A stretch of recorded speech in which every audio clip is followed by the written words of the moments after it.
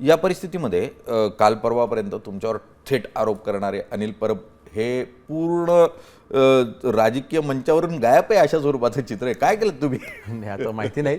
त्या खरं तर योगायोगाने ते सगळे प्रभाग हे शिवसेनेच्या वतीने माननीय शिंदे साहेबांनी मलाच जबाबदारी दिलेली आहे. बरं. आणि मातोश्रीच्या दारापर्यंत आमचे उमेदवार प्रचाराकरता पोहोचले होते. मला वाटतं आता ते कुठे आहेत, का समोर नाहीत मला माहिती नाही, त्याचं उत्तर मी देऊ शकत नाही. परंतु मुंबईमध्ये आजची शिवसेना म्हणून आमची असलेली परिस्थिती किंवा जनतेमधलं आम्ही जे वातावरण पाहतोय, अगदी ज्या मतदारसंघामध्ये म्हणजे 93 आणि 92 हे जे 2 वॉर्ड जे आहेत 100% तिथल्या सीटा ह्या आम्ही जिंकतोय.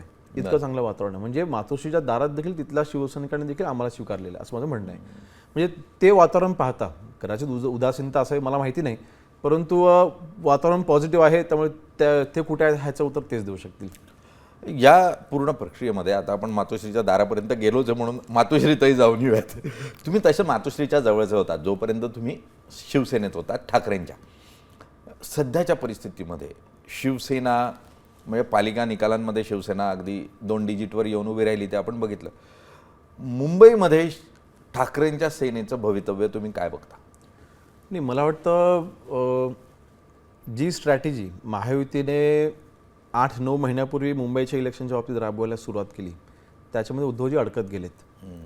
आज माननीय राजसाहेब ठाकरे कुठेच नाही आहेत, ते चर्चेत देखील नाही आहेत.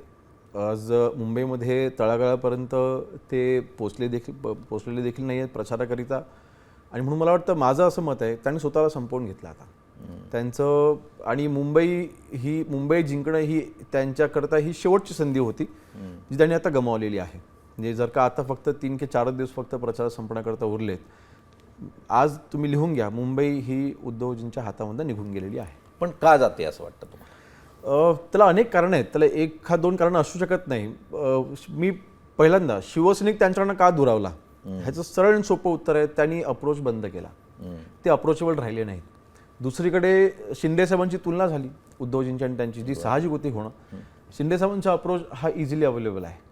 ते रात्री 2 वाजताही भेटतात, सकाळी 7 वाजता 8 वाजता जाते तेव्हाही भेटतात, थेट शाखाप्रमुखांच्या संपर्कामध्ये असतात. म्हणजे मला आता आश्चर्य वाटलं काही ठिकाणी मुंबईमध्ये काही नगरसेवकांनी जे शिवसेनेमध्ये प्रवेश केला त्यांना शिंदेसाहेबांनी फंड दिला, त्यांना प्रत्येक व्यक्तीला नाव शिंदेसाहेब आज ओळखतात. म्हणजे आता मी त्यांच्यासोबत आता देखील मी रॅली करून आलो, म्हणजे हजारोच्या गर्दीमधनं शाखाप्रमुखाला आवाज देऊन ते बोलवत आहेत.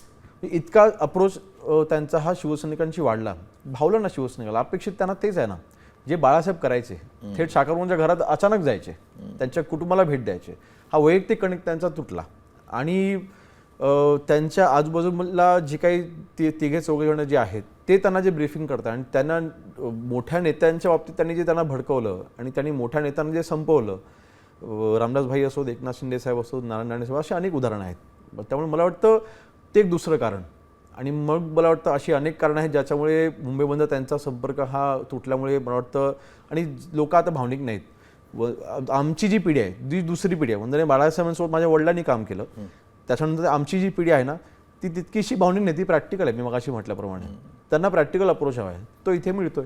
अगदी बाळासाहेबांनी घडवलं आणि ते घडवणं जर तुमच्याकडून होत नसेल तर कमीत कमी सांभाळलं तरी पाहिजे. नाहीतर मग काय कदम गेले, घोसाळकर गेले, राऊत गेले, शिंदे गेले, अशी एक मोठी यादी ही तयार होते आणि मेहनतीशिवाय पर्याय नाही, हे तर करावं लागेल, त्याच्याशिवाय होणार नाही काही.